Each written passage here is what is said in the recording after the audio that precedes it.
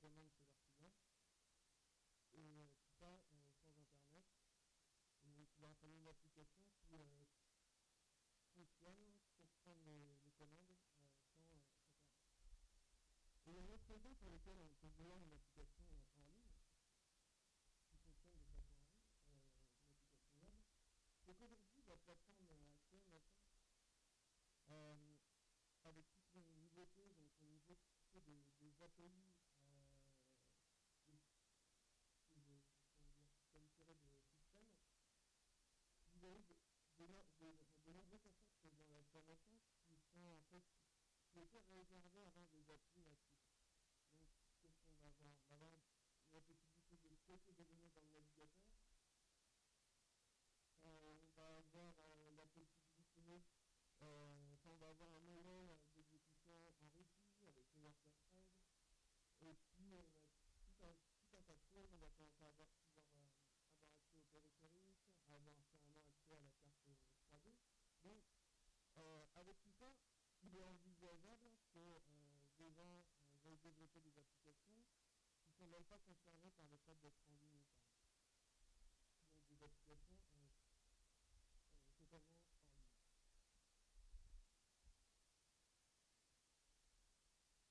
Alors, avec ces applications en ligne, on va pousser un petit peu le paradigme du cloud un peu plus loin. C'est-à-dire, aujourd'hui, avec le cloud, on dit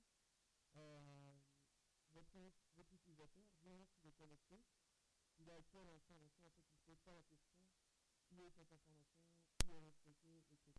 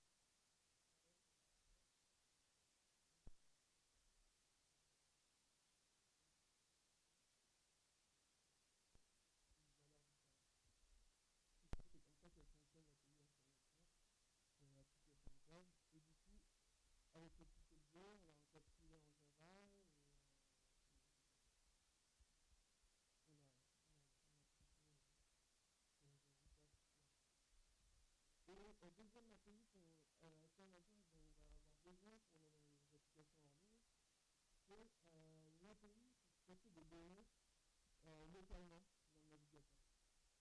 Parce que c'est bien beau, on a pu charger la page, maintenant il faut travailler avec l'utilisateur et ces données. Alors, ici on a une problématique qui est complètement différente du test d'application, c'est on va devoir choisir quelle API alternative on va utiliser pour stocker des applications. Alors, il y a plusieurs normes qui existent.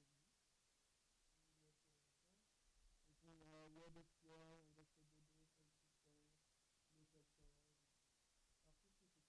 Alors, qu'est-ce que c'est que ça WebSQL, c'est un genre de mini-moteur SQL que vous pouvez appeler dans votre page en web.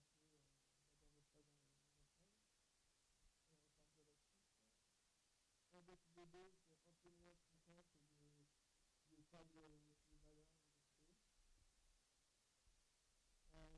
FileSystem, c'est un système de fichiers indexé par le navigateur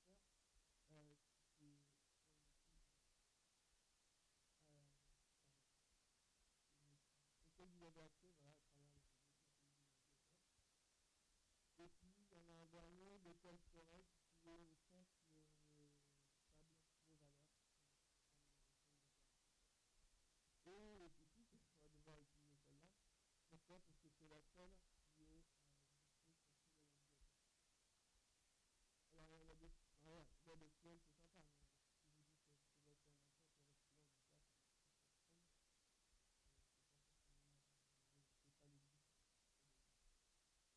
Donc, on n'a pas le choix. On va utiliser Local Storage qui est implémenté sur tous les navigateurs.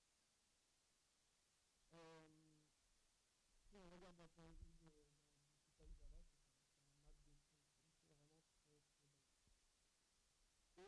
très très basique. Et par contre, on a de la chance, on a une API déjà Java prise en charge par le cadre de l'IDVT, et qui au final, bien sûr, est l'équivalent de ça sur le stockage local.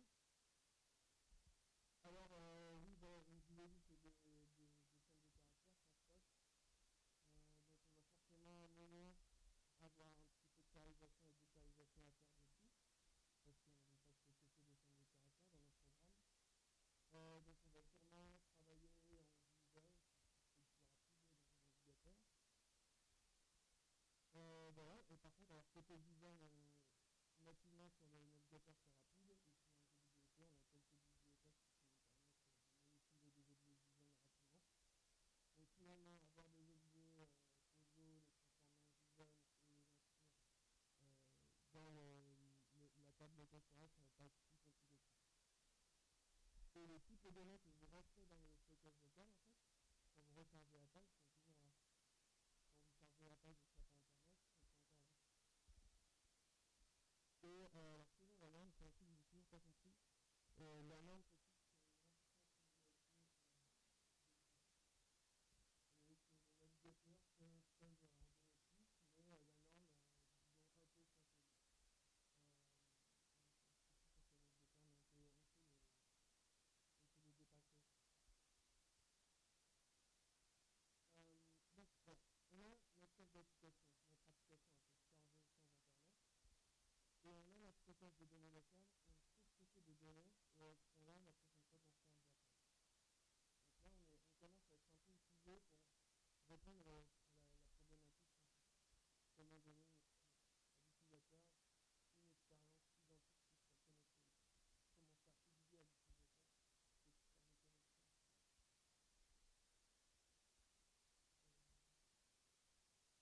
l'utilisateur cette histoire de connexion. Donc, qu'est-ce qu'on veut faire en premier?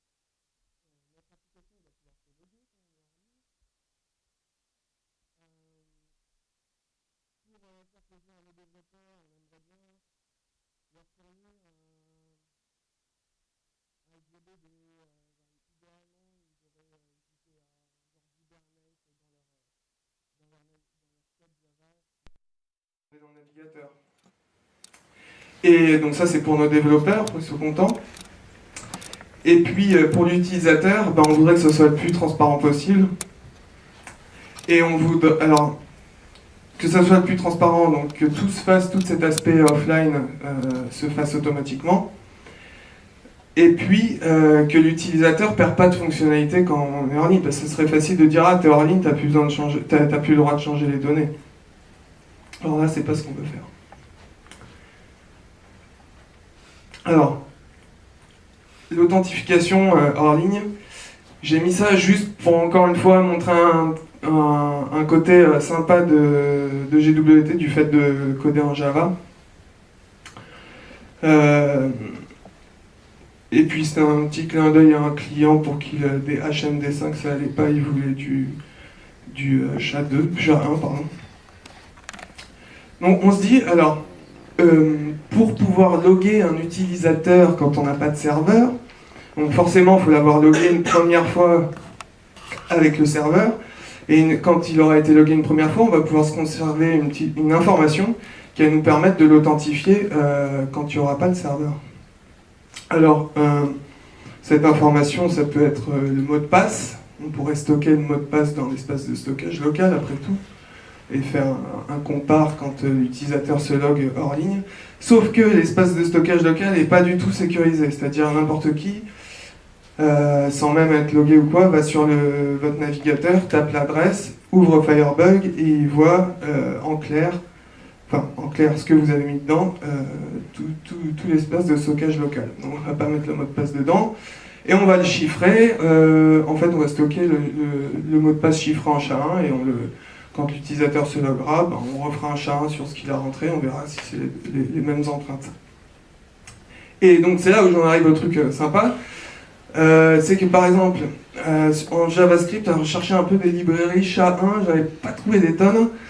Pas sûr qu'elles marchent super bien aussi, enfin, est-ce qu'elles ont été débuggées trop ou pas, je sais pas. Bref, ce qui est sympa là, vu qu'on est en Java, vous faites un petit coup de Google, une librairie Java qui fait du SHA-1, ça par contre il y a ce qu'il faut. Vous prenez le fichier qui fait l'encodage, le chiffrage SHA-1, le chiffrement, pardon. Vous le balancez dans votre projet GWT et ça sera compilé en JavaScript. Et vous pourrez l'utiliser. Donc voilà.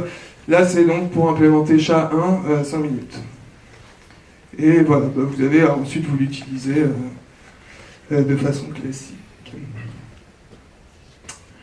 Ensuite, ah ouais, alors problème un peu plus dur, on veut que nos développeurs ils soient, comment dire, productifs, on veut qu'ils soient contents, donc ils aient un outil, comment dire, qui leur permette de gérer les données, d'interroger les données, etc. Une base de données, quoi. Et malheureusement, ça n'existe pas, ça, encore, en HTML5. Il y a eu des idées web SQL, comme je vous montrais tout à l'heure, mais c'est pas implémenté partout. Il y a des gens chez JBoss qui réfléchissent et qui font un projet qui s'appelle AI.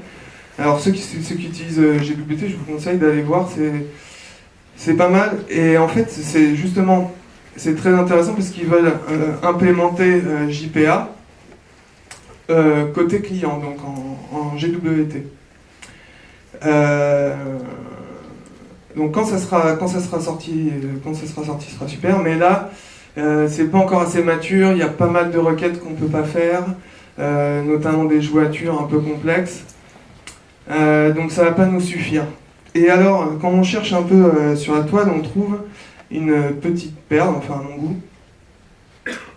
qui est le compilateur Mscripten, écrit par une personne qui s'appelle Alan Zakai, qui est maintenant chez Mozilla, et qui en fait est un peu comme GWT, sauf que c'est pour le C++. Donc on prend un code C++ et on le porte en JavaScript. Alors il a porté des tas de choses.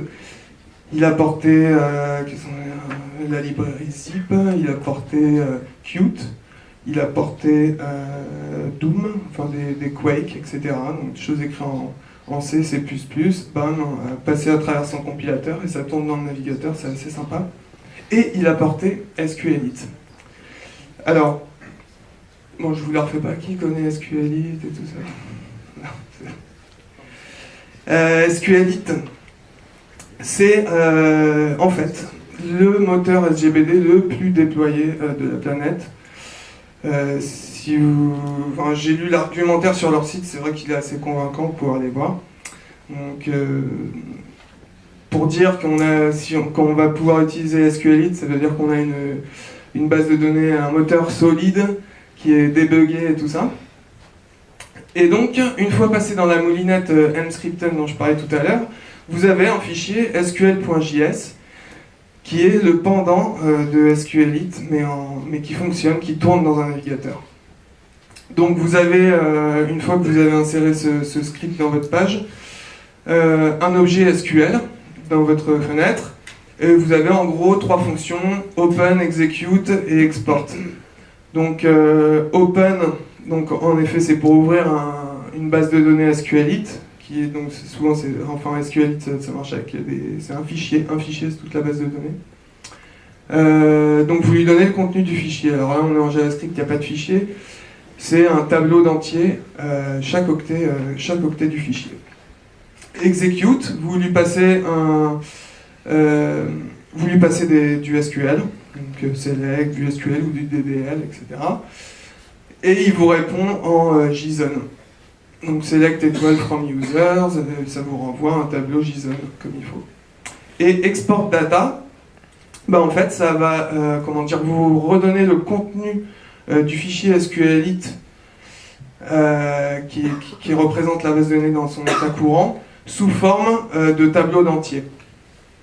En gros, ce qui revient là est compatible avec ce que vous mettez là.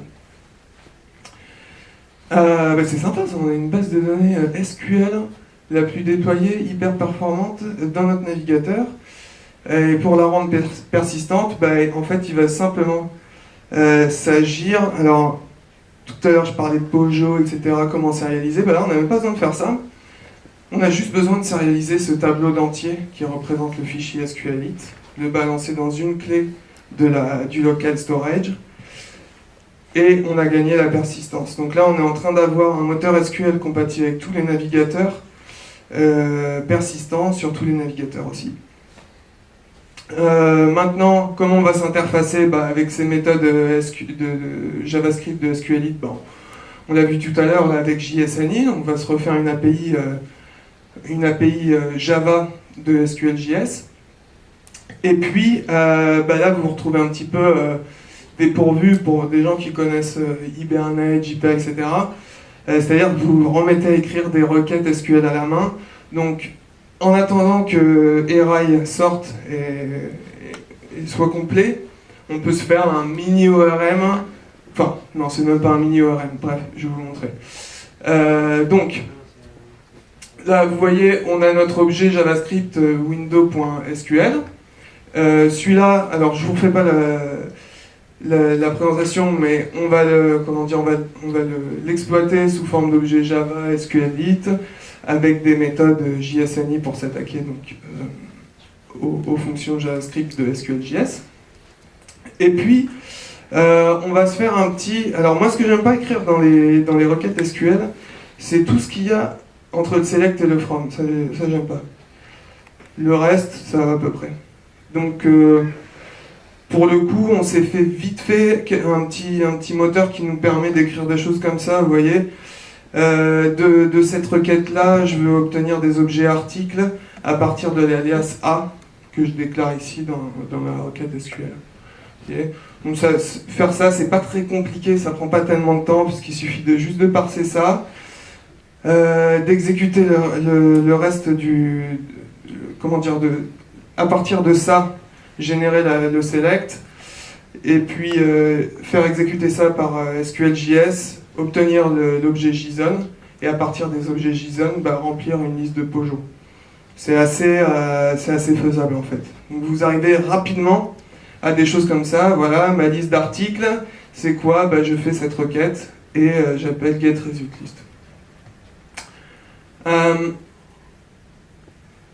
Alors, maintenant, il y a une autre chose qui est un peu sioux à faire, ou enfin qui est un petit problème aussi, c'est que du coup vous allez avoir dans votre code, alors typiquement votre serveur il est aussi écrit en Java, donc vous allez avoir en fait deux façons d'accéder aux données. Une façon, typiquement côté serveur vous allez utiliser Hibernate, etc. Par contre, côté client, vous allez utiliser SQLite, quoi. Donc vous allez avoir à unifier tout ça dans une interface d'accès aux données. Et à partir de là, vous allez pouvoir écrire votre logique métier par-dessus cette couche. Et donc, vous allez être à même de pouvoir faire tourner votre logique métier soit sur le serveur, soit sur le client. Donc le même code sera juste transformé en JavaScript au lieu d'être transformé en bytecode.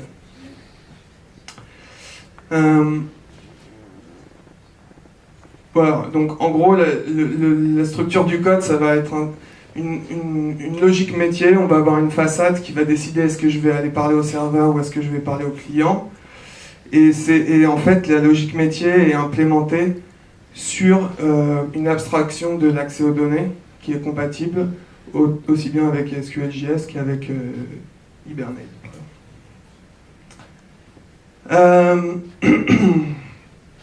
Voilà. Donc, bon. Au niveau les développeurs là sont un peu plus contents que s'ils devaient tout faire à la main avec juste l'attaque les valeurs de local storage, mais c'est vrai qu'on n'a pas encore Hibernate dans le navigateur, enfin c'est pas encore hyper facile. Mais néanmoins, on a ce qu'il faut pour avancer. Maintenant, si vous vous souvenez dans la wishlist, bien, on veut offrir à l'utilisateur une expérience transparente, qu'on ne va pas lui dire alors là tu veux passer en offline ou pas, là il n'y a plus internet, Donc on veut qu'il puisse, manipuler les données, déjà au moins les lire, ensuite les manipuler, même s'il est hors ligne. Alors, selon le niveau, selon ce qu'on va permettre à l'utilisateur de faire, on va avoir des niveaux de difficulté croissants. J'en ai trouvé 3, donc selon que on permet, alors là c'est quand on est en hors ligne, qu'est-ce qu'on permet à l'utilisateur de faire? Alors soit on lui dit t'es hors ligne, tu peux plus que faire de la lecture seule. Mais ça suffit pour notre appli de blog de tout à l'heure. À ce moment-là, il va falloir juste faire une synchronisation continue, transparente pour lui. De synchronisation montante des données qui vont du serveur vers le navigateur, ça c'est pas trop compliqué. On va pouvoir aussi améliorer un petit peu ça pour l'utilisateur et lui permettre d'ajouter des données. Et à ce moment-là, on aura juste, au moment où on se reconnecte avec le serveur, à envoyer ces nouvelles données. Alors, typiquement, le cas d'utilisation lecture seule, donc ça serait, mettons, ce lecteur de blog dont je vous parlais tout à l'heure, qui est, quand vous êtes dans le train et que la 3G ne marche pas, ben lui, il a déjà chopé l'article, donc vous pouvez le voir. Ici, ben, on pourra imaginer que cette appli de blog hors ligne, ben, elle vous permet de rentrer des commentaires, même hors ligne. Là, ça correspondrait à ça. Et alors, on peut avoir aussi la totale pour l'utilisateur. Il peut tout faire, modifier, etc. Et là, on va rentrer dans des problématiques assez complexes de gestion des conflits, on verra.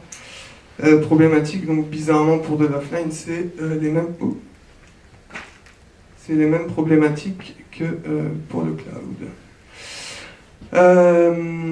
Donc pour récapituler vite fait, quand on offre l'accès en lecture seule quand on est offline, bah, il va falloir que les données soient là, donc il faut qu'on ait au préalable alimenté notre base de données locale, et ça se fait de façon classique, soit un timestamp, un compteur sur le serveur, le client mémorise jusqu'à quelle étape il est allé dans ses mises à jour, et du coup le serveur lui balance les dernières mises à jour. Rien de très complexe.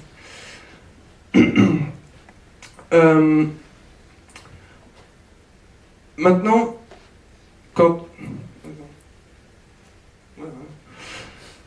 c'est bizarre.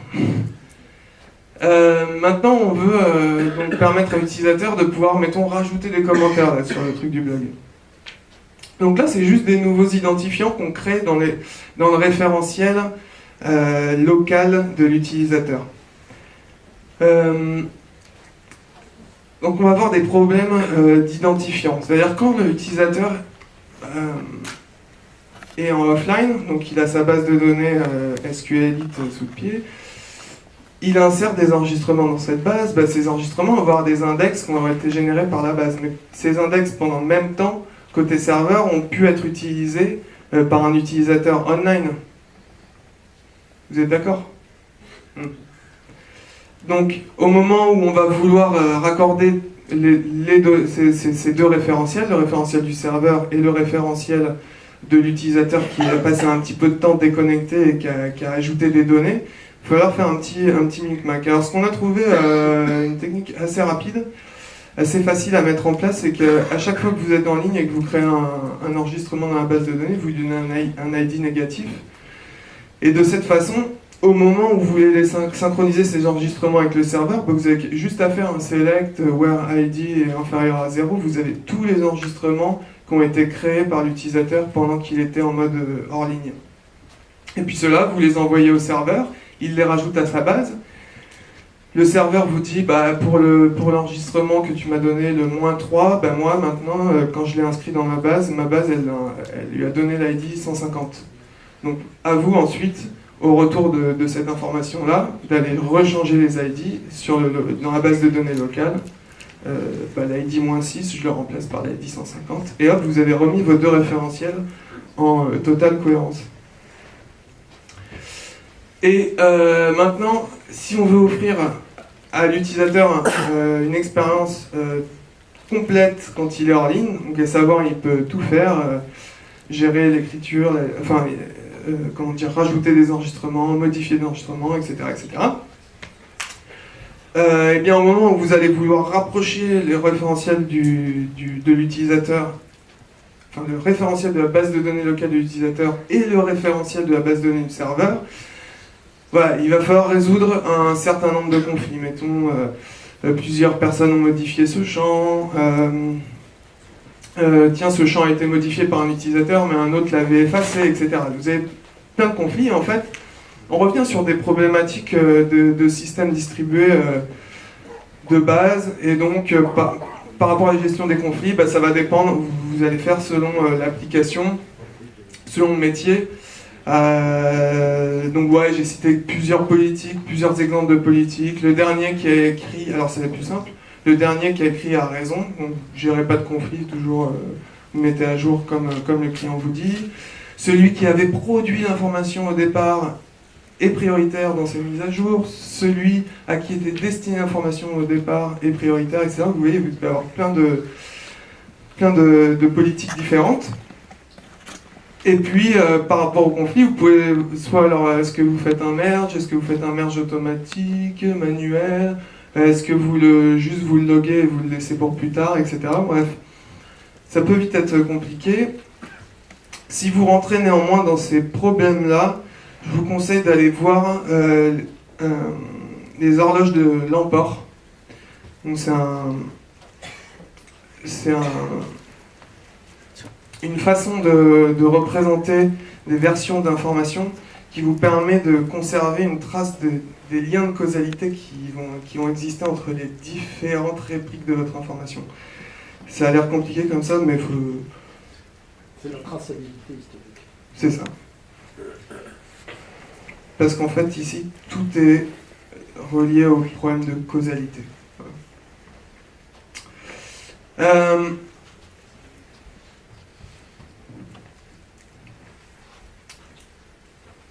Donc on a couvert un peu tous les points de notre wishlist et on peut être assez content parce qu'en fait on a coché tous les points. Qu'est-ce qu'on peut dire de plus? Bon, je vous parlais d'Array. Alors c'est vrai que si Array existait, était complètement mature, etc., c'est vrai que ce serait sympa parce que côté serveur, vous avez du code qui utilise JPA, etc. Côté client aussi, quoi. Donc là, vous n'avez pas toute cette manipulation là, de logique métier, de façade, etc. à faire. Donc, je pense d'ici 1 ou 2 ans, ils comptent sortir quelque chose de bien.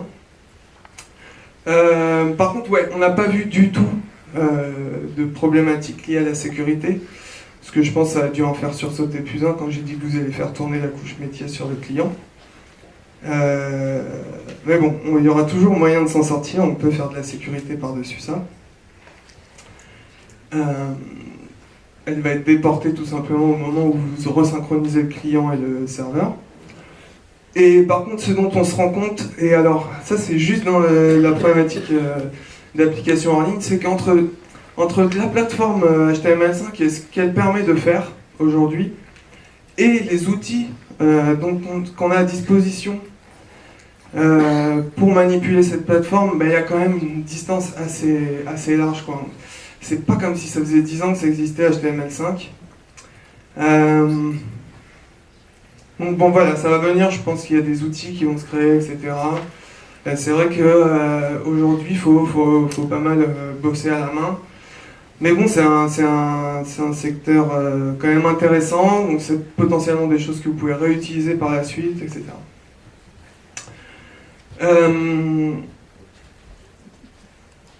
J'avais dit que je ferais une démo, ben c'est vrai. Mais avant de la faire, comme il y a toujours plein de façons de faire les choses, etc., je veux juste vous montrer le genre d'architecture que j'ai utilisé pour faire le programme de démonstration. Donc, vous avez toute la partie interface graphique. Alors, d'abord, dans cette zone-là, j'ai figuré tout le code qui s'exécute dans le navigateur, et là, tout le code qui s'exécute dans votre serveur. Donc, bien sûr, interface graphique, là, on s'en fiche. La façade métier, qui va, elle, router les appels métiers soit vers le serveur quand on est en ligne, quand on a la connexion, soit on fait tout en local.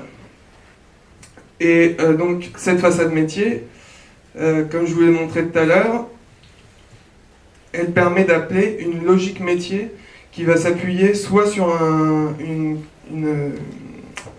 une couche d'accès aux données qui utilise SQLite, soit une couche d'accès aux données qui utilise JPA. Donc l'intérêt ici, c'est, vous voyez, votre logique métier, elle peut aussi bien, vous ne touchez pas le code, elle peut aussi bien tourner sur le client ou sur le serveur. Et puis bon, donc tout en bas, vous avez un SGBD qui est relié par JDBC à votre serveur Java. Et donc, sur le client, on a notre JDBC, notre SQLite local, stocké dans le local storage. Et puis, bien sûr, on va avoir deux petits modules, un côté serveur, un côté client, pour gérer les aspects de synchronisation des données. Donc, comment rapprocher deux référentiels, serveur et client. Et puis, deux petits modules, un pour vérifier un genre de ping, pour vérifier la présence du serveur. Et puis un petit module qui va nous permettre de gérer le cache d'application. Donc on démarre l'application. En fait, on fait comme si on passait de hors ligne à en ligne. Donc on voit, est-ce que j'ai des modifications locales à donner au serveur? Je lui donne. Voilà. Ensuite c'est fait. Maintenant, donc je suis en ligne. Ma façade métier communique avec mon serveur par les couches RPC. Ça, c'est le flux de données principal. Et puis, vous avez un deuxième flux de données qui se fait en continu et qui, en fait, vient alimenter la base de données locale à partir des données du serveur. Donc, à chaque fois qu'il y a une mise à jour sur le serveur, hop, vous allez aspirer. Donc, au moment où le serveur devient inaccessible, ouf, j'ai déjà plein de trucs ici. Et à ce moment-là, donc, serveur inaccessible, je mets en place mon ping pour savoir quand est-ce qu'il revient. Et puis là, ma façade métier, elle va parler directement avec la couche métier qui est exécutée dans le navigateur. Et à un moment, le serveur revient, donc éventuellement, comme tout à l'heure, l'utilisateur a fait des modifications dans les données pendant qu'il était hors ligne, il faut resynchroniser ça avec le serveur. Et on se retrouve en ligne. Alors,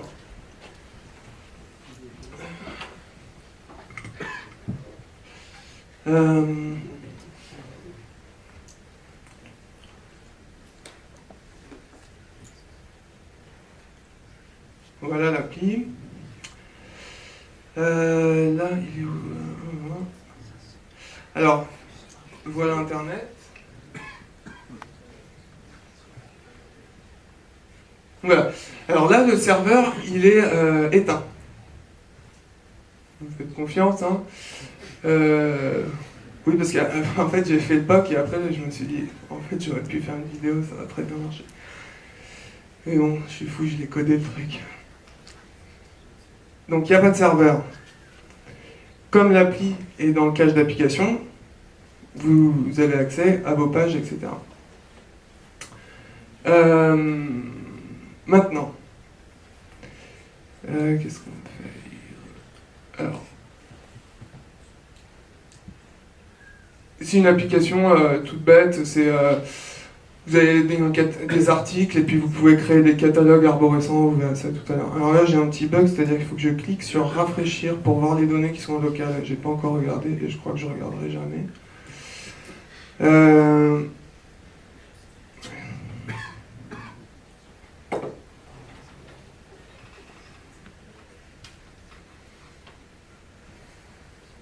Attention à pas tomber en arrière.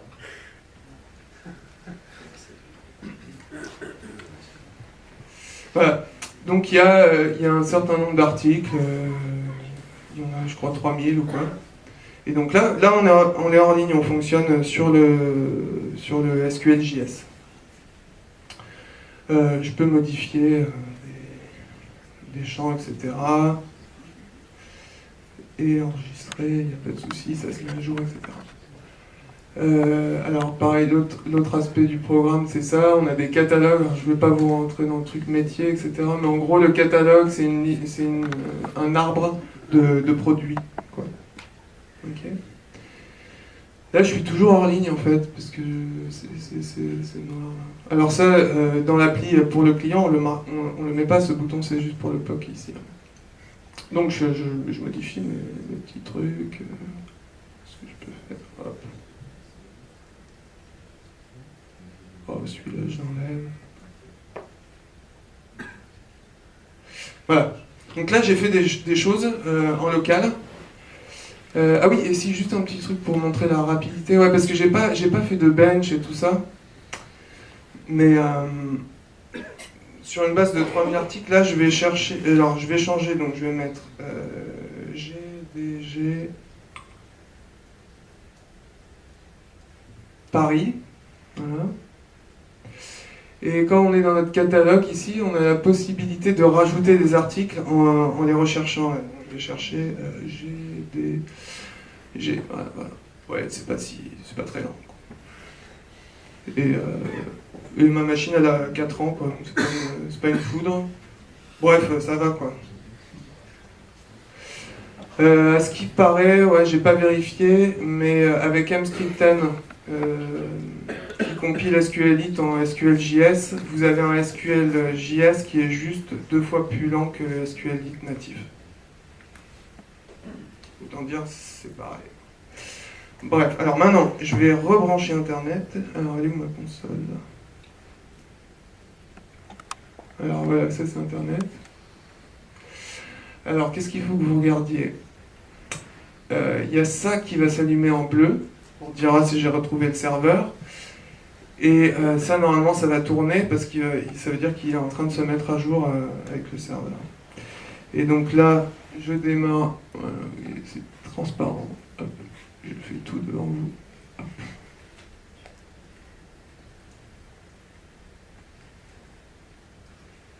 Ça, c'est le message d'Hibernate, là, quand il se lance. Hop, voilà. Voilà, donc on a le client. Alors vous voyez, on est repassé en ligne là. Au moment... Oh mince, j'ai l'effet démo. Ah ouais. Bon.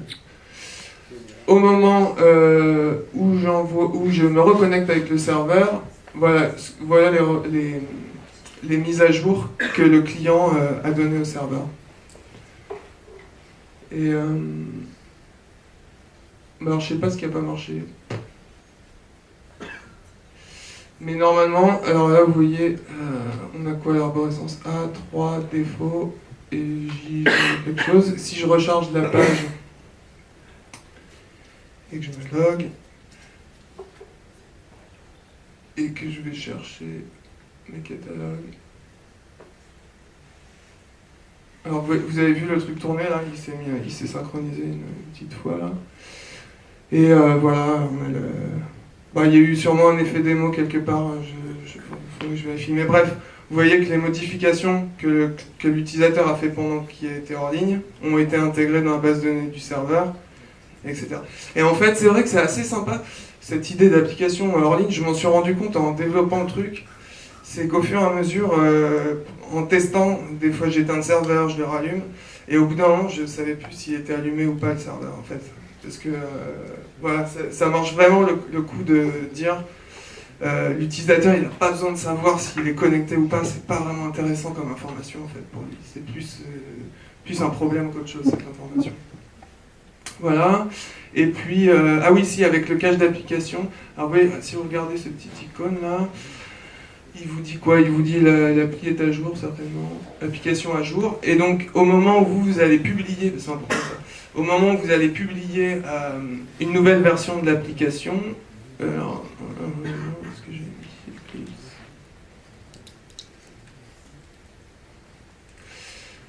Donc dans le répertoire WAR, vous voyez, je ne vous ai pas menti, un fichier AppCache qui a été généré à la compilation GWT. Alors vous voyez, vous paluchez tout ça à la main, ça aurait été un petit peu fastidieux à chaque compilation. Le truc, c'est que je vais l'éditer, parce que je ne vais pas vous lancer une compilation GWT, c'est assez long. Et je vais juste changer quelques caractères pour que le navigateur capte bien que quelque chose a changé. En fait, le navigateur, il utilise juste le fichier AppCache, le fichier manifeste que vous avez vu pour savoir s'il y a une mise à jour. Et donc là, alors périodiquement, toutes les 10 minutes, je fais le test, mais je fais le test aussi quand je clique. Donc je vais cliquer. Hop, et là, vous voyez, oh, c'était trop rapide. Il y a eu un petit sablier. Donc ça veut dire, j'ai reçu l'événement du navigateur qui me disait « Ah, je suis en train d'aller voir s'il y a une mise à jour. » Et ensuite, j'ai reçu il y a une mise à jour. Alors, le navigateur, ce qu'il fait, va tout télécharger, donc mettre à jour son cache. Par contre, c'est à vous d'aller redémarrer la page, recharger la page pour utiliser la dernière version du cache. Et donc, c'est ce petit icône. Mise à jour installée, cliquez pour activer. Et donc, si je double-clique, en fait, je fais juste page.reload, window.reload. Et là, je suis sur la dernière version de l'appli. Voilà. Et en fait, ça se trouve... Si ça se trouve, ça peut même être plus rapide, je pense, SQLJS que parler au serveur, c'est possible.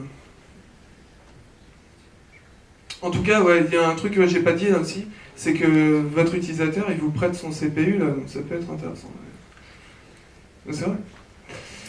Voilà.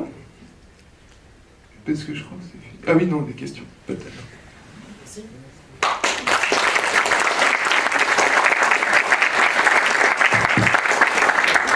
Question ?